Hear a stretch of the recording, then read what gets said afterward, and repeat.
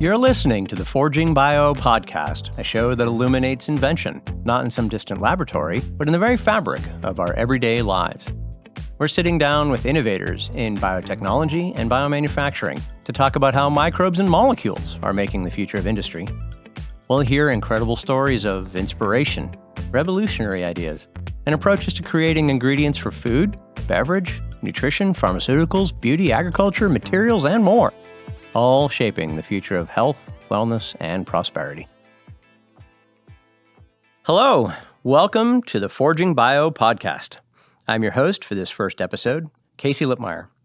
I'm the Senior Vice President of Innovation for Conagen, which is a synthetic biology and biomanufacturing company. With me is our guest, Angelique Burke, VP of Fragrances for Sensegen. Let's dive right in. Angelique, can you give our listeners a friendly introduction to Sensegen and share a little bit about how the company uses biotechnology to create fragrances that stand out in the market? Hi, Casey. It's a pleasure to be here. Sensegen is the first biotech flavors and fragrance house. And as you said, I'm the VP of Fragrance, so I'm focused on perfumery, powered by Biotech. How the company uses biotechnology to create fragrances that stand out in the market is a wonderful question, because we all know of the trend of the desire for consumers to have more natural and eco-friendly, sustainable fragrances. And until now, the way to make natural fragrances was to make blends of essential oils. Unfortunately, blends of essential oils are limited because of the availability of those materials. They may vary because of crop and climate. They can be very pricey. They can have issues with regulatory. They just don't compare to synthetic fragrances, which are the vast majority of the market right now when it comes to fragrances. What biotechnology does to help with natural fragrances stand in the market is that the biotech molecules allow us to create fragrances that are both natural and very solid competitors to their synthetic equivalents. Okay, I have a ton of questions. It's a very interesting set of information you've just given me. So let me start from the first one. So you had mentioned that a lot of fragrances are made from essential oils. And perhaps for our listeners, maybe it would be helpful for you to just define that, because I think that there's a misunderstanding among a lot of people where essential oils might mean it's essential for humans to have in their diet like a vitamin. But I don't think that's the case. So where does this essentiality of these oils come from? What does that actually mean? That's a really good question. And you're right, I'm using them so much that I don't even think I need to define that. So an essential oil, so think about it. You know, you've heard of lavender oil. Mm-hmm. You might have heard of tea tree oil, can be used in skincare. You might have heard of eucalyptus. So these are extracted from the plant. So eucalyptus is a tree, and its essence, when you crush the leaves and the wood and extract the oil out of it, just like you would extract oil out of nuts, for example, is what the essential oil means. Oh, so it's an essence of the plant. It's exactly the essence of the plant. I see. Okay. And it has the whole gamut of, it's basically a fragrance in itself. You know, it's not just one chemical component. It's a myriad of them. Okay. So that's what an essential oil is. So in your opening remarks, you also were talking about synthetic fragrances, but these essential oils sound natural. I mean, they're from plants after all. So what's the difference exactly? And maybe you could explain the difference between a synthetic fragrance and an essential oil-based fragrance. When perfumery started, chemistry was not really existing yet. So people would turn to nature and use blends of leaves or extract leaves or twigs or anything to make those scented components, blend them together to make something smell beautiful. And that's how fragrances started. Makes sense. Right? Then organic chemistry, synthetic chemistry came about, and we were able to make new molecules that were not necessarily existing in nature. We were able to make more of them. We were able to make them at a better cost. And research allowed the fragrance industry to really diversify and cater to a wide range of taste. So that's how really the fragrance industry exploded to become more available to everybody. Okay. So now when you buy a shampoo, when you buy a laundry detergent, whatever you smell is mostly a synthetic ingredient. Coming from petrochemicals. Yes, Okay. absolutely, from petrochem. Okay, and so that brings us around to the topic, I think, of the rest of our conversation here, and that's how biotechnology, a newer technology than organic chemistry, obviously, or petrochemistry, how that is actually being used to make fragrances. How does that play into it now exactly? Interestingly enough, as you said, biotechnology is a much younger science than synthetic organic chemistry based on petrochemicals. It kind of came about in the fragrance industry. We've been using synthetics for the longest time, right? Mm-hmm. Then we have this trend. Everybody wants things more natural because we were aware of the climate change issues. We want to be more sustainable. We all have one planet that we want to protect. So people naturally turn towards the natural. The crux of the issue here is that you don't necessarily do your planet a favor by over-harvesting some plants in order to get natural essential oils. And the example that is very known in the fragrance industry is, for example, the impoverishment of Indian sandalwood, which has basically been almost driven out of India because it was overly harvested and exploited. Right. So natural essential oils are not necessarily a good thing. Comes biotech, who's able to create some of those fragrance molecules that we traditionally got from nature, but now we can make it in a much more sustainable way. I see. That's fascinating. So, Angelique, now, as you know, I'm all about biotechnology, and I guess I just want to explain for our listeners that once you've actually gone ahead and done some biotechnology to create a strain that makes a new fragrance or a new flavor molecule, you actually have to make it. And the way to do that is through biomanufacturing. That's just a nice word for fermentation. And it's basically the same thing as fermenting alcohol when you make yeast.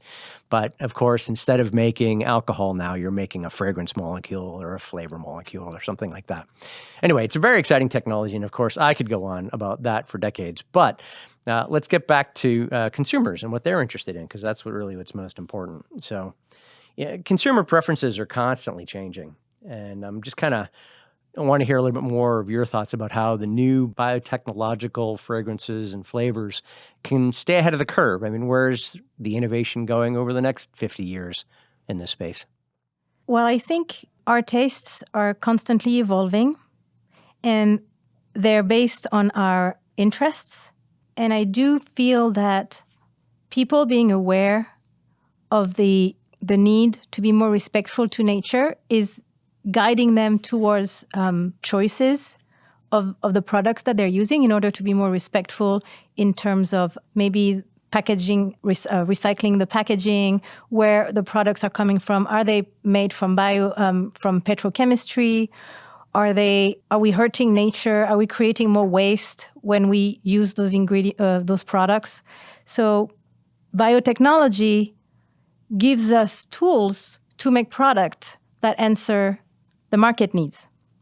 So that's how biotechnology helps the fragrance industry stay ahead in terms of innovation. A great example is the collaboration that Sensegen and Conagen had to develop a musk molecule.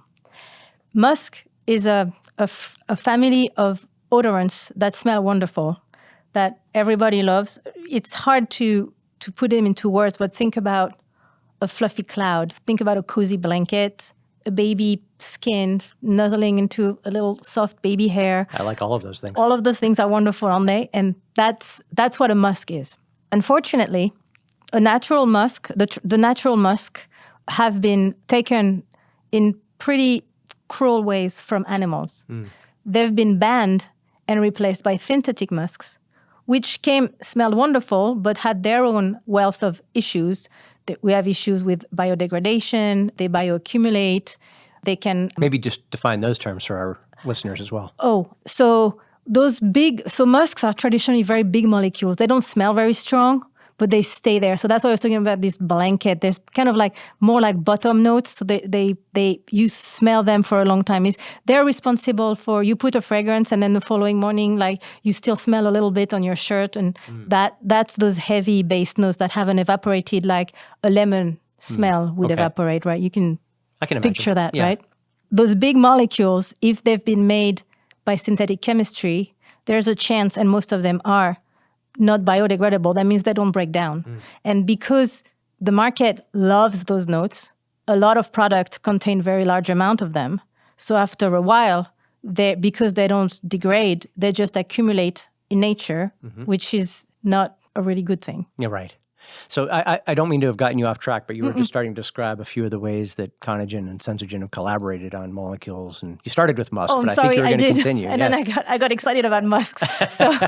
So the collaboration between Conagen and Sensegen when it came to the musk molecule, which is one of our first collaborations, was basically at the onset of Sensegen when we started to make this Biotech flavors and fragrance house. And we started to talk to Conagen, who's our research partner, whom we work exclusively with. We said that the very important molecule to be made natural was musk. And 4 weeks later, we received a sample made by fermentation. Yeah. And it smelled like musk. And it was amazing to think that you guys were able to give us such a molecule when the only thing as perfumers, like I had never even smelled a natural musk, because they've been banned before my time. Right. So I only had ever smelled synthetic musks. And we whipped it up in just a few weeks. And then you whipped it up in 4 weeks. Yeah. And then we were like, okay, that smells good, but you know what? Synthetic ones, they still smell a little better. So, you were like, okay, well, fine.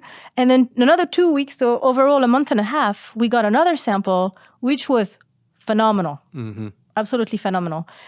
And that, for me, is the essence of the success of Sensegen as a biotech fragrance house. Because we have the best biochemists that I can think of who have a wealth of experience in a lot of different categories. Like you guys always talk about the different platforms that you have. And I have never heard any other biotech research company talk so clearly about the importance of having different platforms and knowing how to make them work together. Yeah. So thanks. Yeah. Well, I mean, maybe to explain to our listeners again about our platforms, what Angelique is referring to there is a number of what we call molecular and cellular platforms that allow us to make lots of different molecules from the same amount of effort, essentially. So all these fragrance molecules that we've been talking about are roughly categorized into 4 broad classes. And we have, again, platforms for each one of those classes from which we can produce many, many different things.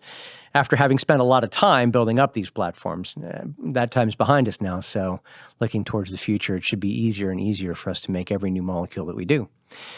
So, okay. But, I think it's really important to think about the way things are made. I mean, that's probably the bias of my experience talking there a little bit.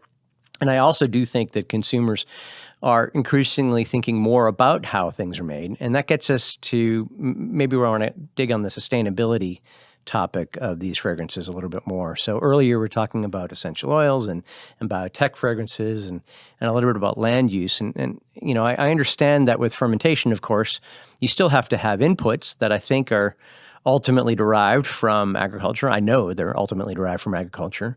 So how does the sustainability compare between, say, an essential oil-derived fragrance and a biotech-derived fragrance? So how does the sustainability compare between a biotech-derived fragrance and an essential oil-derived fragrance? Yeah, and for the moment, I'm excluding petrochemical-derived fragrances because obviously they're not sustainable because they come from oil. But, absolutely. Yeah. First off, I think it's important to mention that we are looking forward to a future where we would have a larger amount of biotech molecules in a fragrance versus essential oils. Right now, the natural fragrances are only essential oils, and they can contain very particular... So think about a painting. That might be easier to explain. Trying to make a piece of art with images that are already images and then sticking them together to make it look like a different shape is one thing. But if you just have little stamps of a given color, it's much easier. Okay. Right? Yeah. Because you can just put your blues and your reds instead of like, let me put a bunch of red images here to make it look red. Or, I see. Right? So when you use essential oils, like we were saying earlier, they're a blend of ingredients already. Yep. So you would basically be using images to create another image. Right. Whereas biotech, because of the term the term, I think, precision fermentation is very helpful. You just make the one molecule that you need to make. Yeah. So let's think about a very simple example. Like think about eucalyptus oil, essential oil, contains a bunch of ingredients. Yeah. But eucalyptol is really what gives the smell of eucalyptus to eucalyptus oil. But if you just use the whole essential oil of eucalyptus, then you put a whole bunch of other things. And a lot of that stuff might not even have a fragrance. They might not even have a fragrance. They might not have a character that you really desire if you just really want the character of eucalyptol, but you don't have the choice. Yeah. There's a lot of wasted carbon in there, as I would think about it as a chemist. There you go. It's a lot of wasted carbon. And then for the same reason, there might be very special and rare essential oil that you seek because of the particular olfactive character that they have. But again, they might be hard to find. They might be costly in terms of sustainability to grow and extract. Right. And you might not be able to have a large amount that you would need for making a lot of fragrance. Whereas making it by fermentation, if you just make the molecule whose olfactive character you're looking for, then it's much more using your efficient. resources more efficiently. More efficiently, more wisely, absolutely. Right. So that's where I see the benefit, the sustainable benefit of biotechnology over essential oils. Got it. Yeah, that's fantastic. And but as you were talking, it occurred to me that there's obviously a secondary benefit to all that because, and you alluded to it yourself. I mean, sure, there's the sustainability aspect where for a given amount of inputs that are coming from an agricultural field, you can concentrate more on those into just, the molecule that you actually want, right? And therefore, that whole thing makes it more sustainable. But it also allows you, I think, more flexibility as a perfumist in being able to make all kinds of different finished fragrances, different blends of fragrances. Absolutely. And you just nailed it. You just nailed the massive benefit of biotechnology over natural fragrances using essential oils for perfumers because, again, it's easier to work with single colors than to work with little pictures already made to make a painting. That's a huge advantage of having, first, biotech molecules in your palette, but second, the partnership, the very unique partnership that Sensegen has with Conagen and working, with you guys. So, because it's not just one way, like I was describing earlier, where we're like, oh, can you please make us a musk molecule? But also, I visited Conagen a few times and I walked in the lab and some of the biochemists just give me their plates and are like, hey, we're making this and we think it smells good. What do you think? And it's more using nature the way it functions and being like, oh, wow, nature can make a really large amount of this molecule. Does it smell good? Is it worth using? Instead of us directing and trying to forcefully recreate what synthetic chemistry gave us. I get it. It's basically all the flexibility of synthetic chemistry, or maybe even superior flexibility to synthetic chemistry, which prompts me for another question, but also even superior sustainability over essential oils. I love it. It's great. So, but yeah, then my very next thought is, just because I know a little bit about chemistry, even with synthetic chemistry, there are certain limitations around the kinds of molecules you can make, right? And I think some of those are overcome by synthetic biology. Maybe you could tell us a little about that. Yes, that's another wonderful question, which actually highlights another great success that Conagen has had with making fragrance molecules. There is a very traditional ingredient that every perfumer knows under different trade names. It's hedione. Hedione, which is also known, whose chemical name is methyl dihydrojasmonate. Jasmonate, as in the jasmine flower? As in the jasmine flower, exactly. And what's wonderful is that, hedione in synthetic chemistry is what we called a commodity, a building block. We can use really big amounts. It's wonderful. It fills the fragrance. It gives lift. It gives it volume.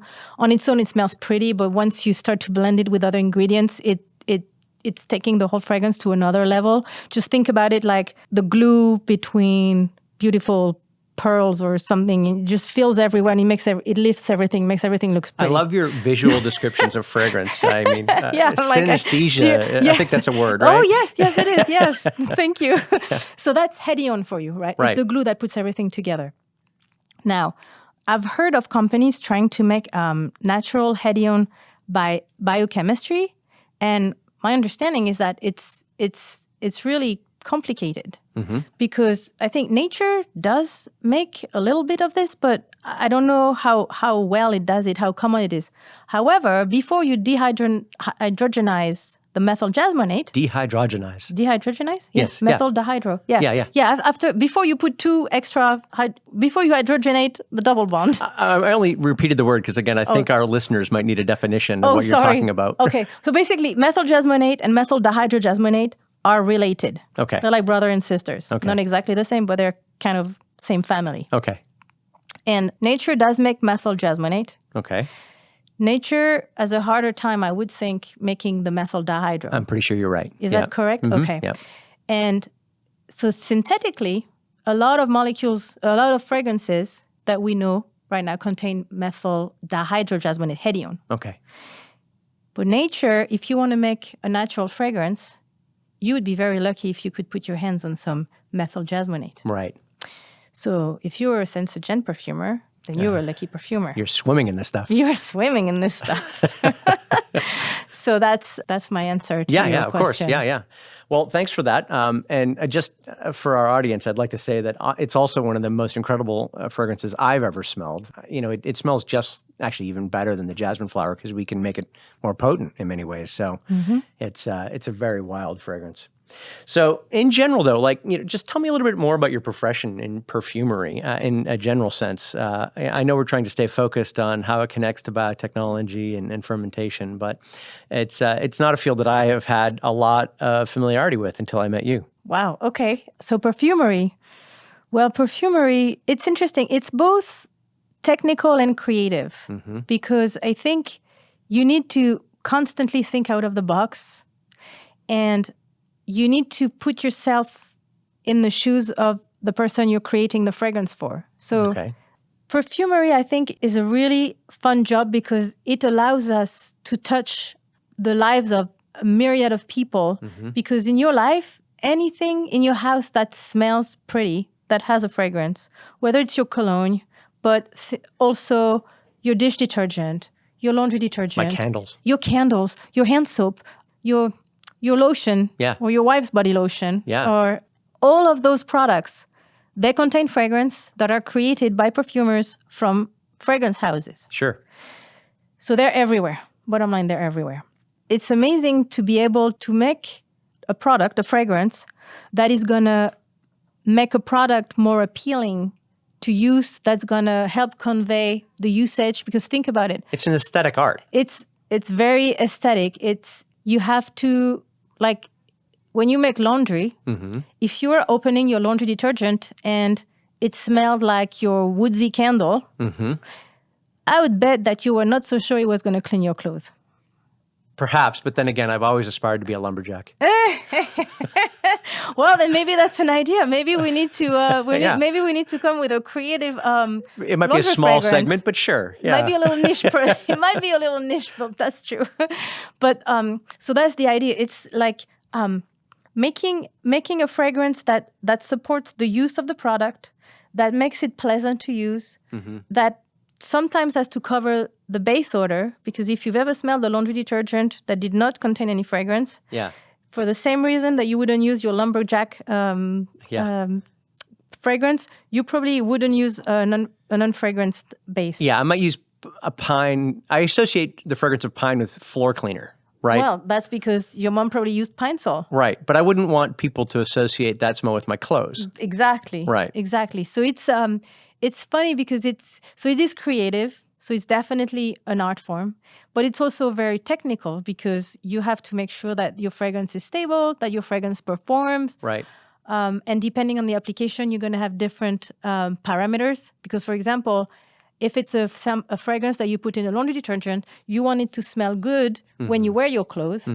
But if it's a fragrance you're going to put in your dish detergent, you don't really want your plate to smell of fragrance after you've washed them. Sure. That's right. Yeah. Because then you're going to think it's going to get in your food. Contaminate. Exactly. Yeah. So it's very, so it is both like very scientific and very creative. I hadn't really thought about it in terms of that. I mean, I've always wanted to think of it, or I always traditionally have thought of it as just an art, but it's constrained because it needs to communicate as well too. I guess all art does in one way or the other, but in your particular example, you're trying to communicate a purpose or a use. Very much so, because like think about it as an artist, as a painter, you want to communicate a message. Whatever message you want to put out is your message because it's your art. And often you're trying to allow the observer to make that interpretation. To make that interpretation. Right. Whereas when you make a fragrance for a given product, you have to support the product efficacy using your fragrance. Right. So it's more constrained, and we haven't even touched about the regulatory restriction, Of course. the cost restriction, the performance. I touched a little bit about them earlier, Yeah. but performance is also a big issue. And if you think about it in terms of technical, like performance is based, so it's the performance that you want. For example, do you want your fragrance substantive or not? But also... What does that mean? Oh, substantive. Yeah. So a very substantive fragrance is something that stays. So your laundry fragrance or your softener fragrance needs to stay on the clothes. Right. But your dish detergent, liquid dish, you don't want it to stay on your plates. Right. So it's not a substantive fragrance. I see. Right. But there's also the performance in terms like, say, you want a fragrance bleach. The fragrance molecules have to be stable in a really oxidative media. Yeah. So that's another... So again, for our listeners, technical. maybe we need to explain why it's, well, first of all, what oxidative means and, why that's potentially damaging and difficult to formulate. Well, people know what bleach are, right? Bleach Yeah, sure, everyone knows what bleach is, yeah. Um, And they know that it takes sort of, makes things wider, right? Exactly. But I don't know that most people know why it makes things wider. Because it's very oxidating. Yes, I know that. It's corrosive. I mean, it takes gone off the rails here with the hot word oxidative. hydrogens. I don't want to talk about chemistry. Perfumery is a really fascinating blend of art and technical mastery. Sure, got it. Chemical understanding of what you're trying to achieve. Got it. Thanks for that. Okay. Yeah, so I was just dwelling as you were talking a little bit more on this concept of substantivity, as you put it, of fragrances, things that stay and have, I would think of it as endurance is the way I would phrase it. But because I don't know anything about it, how do you go about making a substantive flavor, an enduring fragrance? Traditionally, so like I was saying, depending on the application, you need your fragrance to be more or less substantive. So traditionally, again, a laundry fragrance, especially a fabric softener fragrance. So a fragrance for cleaning your clothes, you want your clothes to smell nice and clean afterwards. So you would expect your fragrance to stay on the fibers. Right. So that, I guess, limits the palette of fragrances that you can use for that, right? And it does and it doesn't. Okay. Because before you smell your laundry out of the dryer or out of the washer, Right. or before you wear it, you still have to have a pleasant experience as you pour the laundry detergent. Oh, that's right. You still have to have the pleasant experience as you take your wet laundry out of your washer and move it to your dryer. These are all called moments of truth in consumer research. Okay. And they have to be catered to. I see. So it has to be pleasant. But to answer your question, in order to make a fragrance substantive, traditionally, you would think that something that stays is something that's not going to be washed off when you rinse off with water. Right, and that's intrinsic to its chemical properties. Absolutely. Yep. So it has to be generally a bigger molecular weight. I see. It has to stick to the fabric. Okay. Has to be a certain water solubility, maybe? Possibly. Okay. Yeah, not too water soluble because you don't want it to wash off, but Immediately. not too oily either because you don't want it to be floating on top and wash off as well. Oh, right, yeah. So it's a delicate balance. Yep. It's also going to be dependent on the combination of all those ingredients. Yes. Because sometimes the ingredient on its own doesn't smell very strong. Right. But you can put a little pixie dust of another ingredient that's going to make that big molecule way more visible. Yes. Got So it. it's an art. And I imagine there's similar principles at play when you're, for a candle, for instance. I have candles on my mind because we had to light a bunch last night because my dog had gas. Oh. So, but like for a cinnamon candle, for instance. Yes. It makes sense to me that, again, there's a selection of molecules that you can use for that. They're going to hang in the air, I guess, right? And diffuse properly. Absolutely. And in order for them to diffuse, first they gotta be first blend in the wax. Depending on the wax, you're gonna dissolve your fragrance in. Of course. Then they have to go through the wick, and then once they get on the wick, they have to evaporate in a way that they don't get burnt at the where the flame is. Right, right. So sometimes you can have an ingredient that smells wonderful, and then it gets to the burn, and it smells awful. Right, because it's a different molecule, because it's burned up. It gets completely burned up. Yeah. So that's a complete different set of characteristics that you have to think of when you create fragrances for a candle. And that's why it's so tricky, because you cannot just put a candle fragrance, let's say, in a body lotion or in a laundry detergent. Right. Because it's just not going to behave the way you want it. Performance characteristics. Absolutely. Right. Well, that's fascinating. So changing subjects a little bit, there are, of course, other companies in the world that are making fragrances and finished fragrances and the kinds of consumer packaged goods that we've just been talking about. What would drive a company to work with Sensegen for a fragrance? The beauty of Sensegen and its uniqueness is that we are a biotech fragrance house. We're exclusively focused on natural fragrances. And as far as I know, no other fragrance house has that conviction or has that focus. So any company of finished goods that has some sort of internal mandate or internal endeavor to be accountable for their sustainability, to be accountable for their greenhouse gases emission, for their carbon footprint, could use help from a natural biotech-powered fragrance. And we at Sensegen have the expertise of making biotech fragrances. We have the support of Conagen to come up with creative new molecule that nobody has ever smelled. You're welcome. Thank you. And that will really allow us to make fragrances that compete with synthetic ones, because let's not forget, the current market has a lot of synthetic fragrances. So anybody who wants to launch a new product is going to have this to compete with. But if you also want to be natural, unfortunately, if you just use a blend of essential oil, you're not going to compete with the big brands that are currently on the market. Right. Too limited. Too limited. But if you come to us, then we'll be more than happy to help you. Fantastic. Well, we are reaching the end of our time, unfortunately. And so to wrap things up, I'd like to ask Angelique if there's any advice that you could offer to any budding perfumers and fragrance enthusiasts in our audience who are intrigued by the world of innovative fragrances, especially those crafted by Sensegen. I always love to hear people, when we go to conferences, young women and men who come and ask me, what does it take to be a perfumer? What could I do? What do you recommend? My first advice, and which I always apply as much as I can, is to be very curious and very open-minded, and to smell with an open heart. Yeah. Anything that you smell, just smell it and try to see how you can use this smell to create a wonderful product. And think about the molecules that how you could put them together to recreate that smell. I think also, don't expect to create a natural version of what you know, but create something completely new and think about it in terms of the emotion you want to create, and think about where does that fragrance transport you, and then go with that. Smell with your heart. Smell with your heart. Thanks. Well, thank you, Casey, for having me and asking all those wonderful questions. It was really fun. If our listeners would like to connect with Angelique, please visit Sensegen's website, Sensegen.com, Sensegen.com. And thanks to all our listeners for tuning in to this episode of Forging Bio. Again, I have been your host for the episode, Casey Lippmeier. If you enjoyed this episode and would like to learn more, visit our website at forgingbio.com, where you can listen to every episode and connect with our guests. Together, we're forging the future of biotechnology.